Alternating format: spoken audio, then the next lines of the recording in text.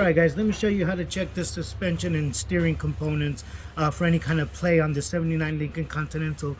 You can pretty much do this on any vehicle, guys. As I do more work and I'm able to show you more vehicles in these checks, I will show you as those vehicles have particular problems. But just as a basis, guys, I'm going to show you guys how to shake down a suspension on any vehicle. The components are pretty much all the same. I know this has a steering gearbox with a steering linkages and all that. Rack and pinion, darn near the same thing, guys. You still have outer tie rods, inner tie rods, things like that.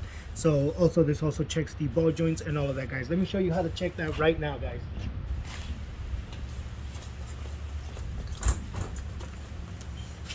All right, guys, there's pretty much about 3 or 4 ways you can check this, okay? First way to check it, guys, is from side to side. You put your hands on the 3 o'clock position and the 9 o'clock position. You grab it and you go back and forth, guys, like that. I don't know if you guys can hear that play. You can hear that. There's a little bit of play side to side. That is either going to be in the steering component or in the wheel bearing. Usually what that side to side will tell you. Hardly ever the ball joint when it's side to side, but there's ways to confirm those things. Next step, guys, to be able to check it for ball joints, wheel bearings, things like that, any kind of play, you check it in the up and down position. You put your hands at the 12 o'clock and the 6 o'clock, guys, and you go same thing, guys, back and forth. No real play there, guys.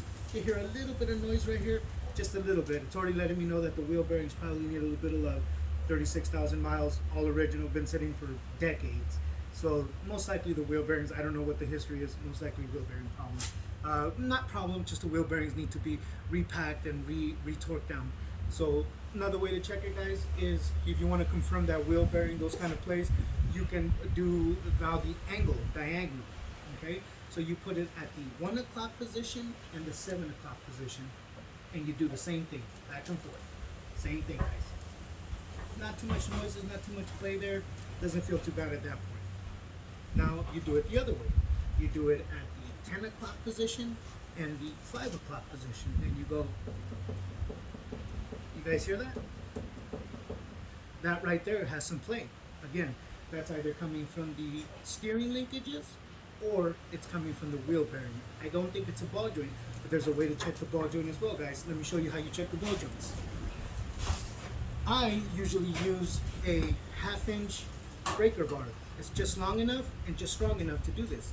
This is the best way for you to check your ball joints, and this will definitely confirm if you have a ball joint problem. There's still a few other steps you can take to know, but again, these are just the basic steps what to do here at the wheel.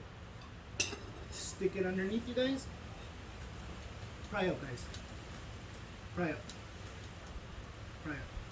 See, this one has a little bit of play. Little bit of play, guys, and I'm going to show you how to check that in this next video, how to check each particular component based on the way you're moving it. Let's go ahead and move forward with that, guys. That's the next video.